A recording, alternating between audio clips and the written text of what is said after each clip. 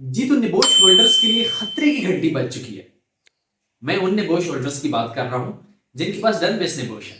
अगर आपने भी वही सर्टिफिकेट उठाया हुआ है जो आपने पैसे दे के खरीदा हुआ है, तो आइए बात करते हैं कि क्या घंटी खतरे की बजी है जो आपके लिए नुकसानदेह साबित हो सकती है। मैं हूं कमर अनीफ और आप देख रहे हैं कैप्टन सेफ्टी। सबसे पहले तो सब्सक्रिप्शन की बात करूंगा भाई कि मेरा चैनल नया है और आपने लाजमी लाजमी सब्सक्राइब करना है क्योंकि आपके सब्सक्रिप्शन की हमें सख्त ज़रूरत है। दूसरा, अपना कमेंट, कीमती कमेंट ज़रूर छोड़ा करें, अपना फीडबैक दिया करें ताकि हमें पता चल सके कि हम किस तरफ जा रहे हैं और कौन कौन सा कंटेंट आपके लिए लेके आना चाहिए। लाइक और शेयर तो आप पे फ़र्ज समझ लें। और वीडियो को स्टार्ट करते हैं।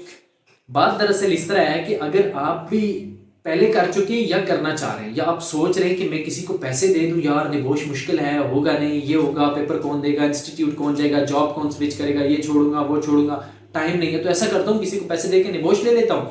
निबोश के बाद मेरी जॉब पक्की, मैं गल्फ जाऊंगा, पैसे दूंगा, जॉब लूंगा और मैं पैसे कमाऊंगा और सारा कुछ हो जाएगा। तो रुक जाए। या फिर आप पहले से डन बेस निबोश कर चुके हैं, आपने किसी से सर्टिफिकेट ले लिया, बेशक ओरिजिनल मिल गया आपको किसी भी तरीके से, उस पर बात नहीं कर रहे, लेकिन पहला जो काम आपके पास अगर वो सर्टिफिकेट है तो ये आपके लिए खतरे की घंटी इसलिए है क्योंकि अभी आप सबको पता है कि ऑक्यूपेशनल हेल्थ एंड सेफ्टी के अंदर जो मार्केट है वो मार्केट में कंपटीशन बहुत ज़्यादा है। सब लोग जो है वो निबोश करके जा रहे, मोस्टली लोग निबोश होल्डर्स हैं अभी।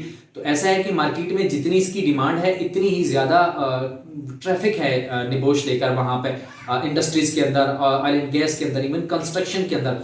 पहले इसका नुकसान ये हुआ है कि सेफ्टी ऑफिसर्स की जो है वो तनख्वाह बहुत कम कर दी है क्योंकि कंपटीशन ज़्यादा है। दूसरा, कॉम्पिटेंट लोगों को ले रहे हैं, आपके पास ग्रेजुएशन हो, आपके पास निबोश हो, उसके साथ आयोश हो, शाह हो, उसके बाद आपके पास HABC के कुछ कोर्सेज मिला लें जैसे फायर सेफ्टी वगैरह, वो सब चीज़ें हो, आपके पास इंजीनियरिंग में कुछ ना कुछ हो, फिर आपका एक्सपीरियंस हो, फिर ऊपर से अगर गल्फ का है तो अच्छी बात है। तो ये सारी चीज़ें एक फ्रेशर के पास नहीं होती।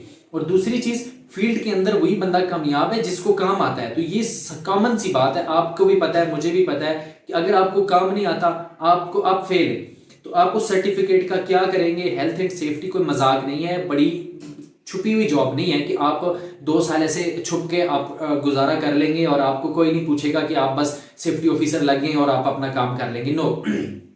देखिए, सबसे पहले आपके पास बेसिक नॉलेज होना जरूरी है। दूसरा, आपका किसी भी इंस्टीट्यूट से पढ़ा हुआ होना इसलिए जरूरी है कि साइट के ऊपर जब आप मौजूद होते हैं तो आप सिर्फ ऐसा ही नहीं है कि आप जस्ट हेलमेट पहना रहे होते हैं, जिंदगी बचानी होती है आपने लोगों की। जिंदगी बचाने से मेरा मुराद ये है कि वो छोटी सी छोटी इंजरी से लेकर बड़े से बड़े हादसे तक, हादसे को इन्वेस्टिगेट करना, लेजिस्लेशन इन्वॉल्व हो जाए तो सारी जिम्मेदारी सेफ्टी ऑफिसर के ऊपर आ जाती है। लेकिन खैर, वो जिम्मेदारियों की बात हम नेक्स्ट वीडियो में करेंगे। पहली बात यह है कि अगर आपके पास डन बेस निबोश है तो या तो आप पढ़े ताकि आपको फील्ड के बारे में पता चले, आपको काम के बारे में पता चले कि आपने करना क्या है। दूसरा, अगर आपके पास डन बेस निबोश है तो आप ये बात किसी को मत बताएं कि मैंने पैसे देके खरीदा हुआ है और मैंने बहुत तीर मारा हुआ है। आप ये काम करें कि आप उस फील्ड के रिगार्डिंग पढ़ें, आप निबोश को पढ़ें, आप ऑनलाइन कोर्सेज को अभी पढ़ें ताकि आपको ये तो पता हो कम से कम कि आपने फील्ड में करना क्या है। सेफ्टी ऑफिसर्स के अच्छे खासे इंटरव्यू होते हैं। पहला इंटरव्यू आपकी रिक्रूटमेंट के लिए होता है, फिर कंपनी भी आपका, HR डिपार्टमेंट आपका इंटरव्यू लेता है और बाज़ औक़ात क्लाइंट भी आपका इंटरव्यू लेता है। तो वो आपको कंपिटेंस शो करनी पड़ेगी वहां पे कि you are the competent person for that job. और अगर आप ये नहीं कर सकते तो मेरे भाई जॉब मिलना मुश्किल है। फिर दूसरी बात, जो लोग ये समझते हैं, हमारे बहुत से लोगों को ये बताया जाता है कि मेरा चाचे का मामे का पुत्र बाहर है और उसने मुझे कॉल करके कहा है कि जी आप बस निबोश कर लो और आपकी जॉब पक्की है। देखिए, मैं नेगेटिव पॉइंट्स की बात नहीं कर रहा, ना मैं नेगेटिव तरीके से आपको डिमोरलाइज या डिमोटिवेट कर रहा हूँ। मैं सिर्फ आपको फैक्ट्स बता रहा हूँ कि जो गल्फ के अंदर इस वक्त हालात हैं, लोग 8-8 महीने से आज़ाद वीज़े लेके वहाँ पर बैठे हुए हैं।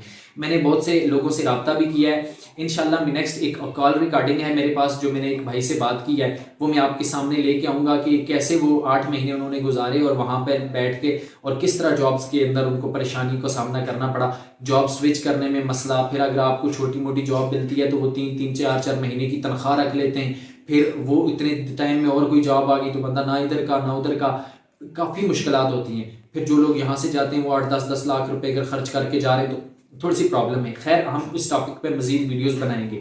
लेकिन अगर आप, पहली बात तो ये है कि आप पढ़ें, इंस्टीट्यूट में जाएं, आप पढ़ें, आप अच्छे से अपने आप को कॉम्पिटेंट बनाएं। आपको सेफ्टी की रिगार्डिंग, मैं सिर्फ निबोश के लिए नहीं कह रहा, जितने भी हमारे सब्सक्राइबर्स हैं, जितने भी हमारे देखने वाले हैं, मैं सबसे ये रिक्वेस्ट कर रहा हूँ, आप प्लम्बर जा रहे हैं, आप किसी भी फील्ड में जा रहे हैं, आप कारपेंटर जा रहे हैं, आप ड्राइवर जा रहे हैं, आप उस काम में जाएं जिस काम में आप कंपिटेंट हैं, और काम की इज्जत होती है, ये बात याद रखना। आपके जो स्किल है उसकी इज्जत है।